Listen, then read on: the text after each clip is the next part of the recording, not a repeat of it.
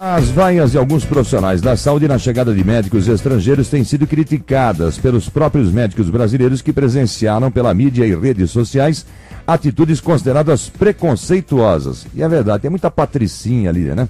Na semana passada, médicos cubanos foram chamados de escravos e alguns profissionais da área aqui no Brasil chegaram a dizer que tudo havia acontecido por causa da formação precária a que esses médicos eram submetidos em Cuba.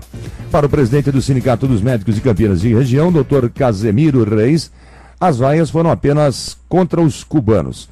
Ele está na ponta da linha com a gente, Dr. Casemiro, presidente do Sindicato dos Médicos de Campinas e Região. Por que só contra os cubanos? Portugueses, espanhóis, argentinos não foram recebidos com a mesma reação, doutor. O que será que aconteceu?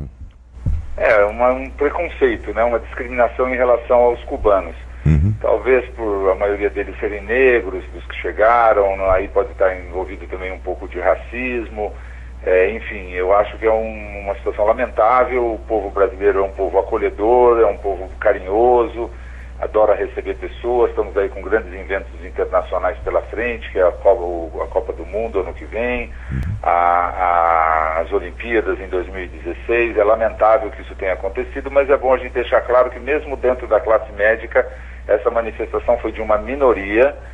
A grande maioria dos médicos, mesmo aqueles que não concordam com a vinda dos médicos estrangeiros, com o programa Mais Médicos, a grande maioria dos médicos não repudiam também essa atitude discricionária, discriminatória que tiveram aí os nossos colegas cubanos. E o senhor é contra ou a favor?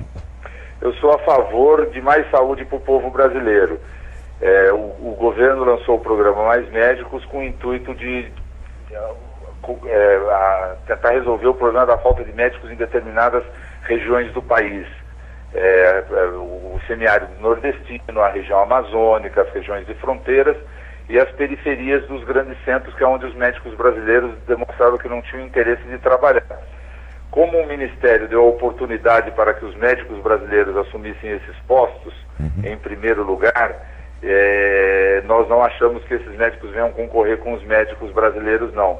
O Brasil hoje, na área médica, felizmente, vive uma situação de pleno emprego. Todos os concursos públicos que as prefeituras fazem, não só nessas regiões de difícil acesso, mas também aqui em Campinas, Jundiaí, da região nossa aqui, a dificuldade de contratação de médicos tem sido bastante grande. Então, se há vaga, não há interesse da classe médica brasileira em ocupar essas vagas, o povo não pode ficar desassistido, nós não podemos ter outra opção a não ser apoiar que esses médicos venham nos ajudar a resolver um problema sério da saúde pública brasileira. Impressionante. Não faz muito tempo eu vi no Estadão ou na Folha, um dos dois, uma convocação do governo do Acre para a contratação de médicos, convidando-os para ir trabalhar lá por um salário de R$22 mil. Até hoje eles não conseguiram contratar médico. Olha, o salário é excelente para os padrões brasileiros. Alegam que há falta de infraestrutura. Mas aqui em São Paulo nós também não estamos em plena infraestrutura completa, não, doutor? Exato. E veja bem, nós temos aí em torno de 2.000 centros de saúde espalhados pelo Brasil, são dados que eu vi do Ministério da Saúde, 2.000 centros de saúde, muitos deles novos, equipados, e não consegue fixar médico. Não é só uma questão de infraestrutura.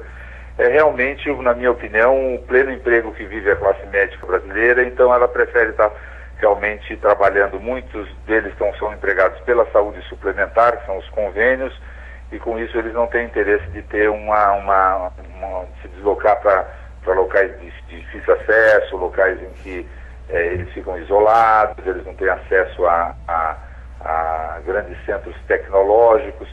Só que o pessoal dessa região não precisa de grande tecnologia para ser tratado, porque eles estão absolutamente sem nenhum tipo de cuidado, eles precisam de atenção básica, que é a vacinação, o tratamento das doenças infectoparasitárias, o tratamento fazer pré-natal, exames preventivos de câncer de colo do útero e de mama, ou seja, uma ação primária que não requer muita tecnologia e que requer um profissional que tenha o perfil do médico de família, que infelizmente nós temos muito poucos ainda no Brasil.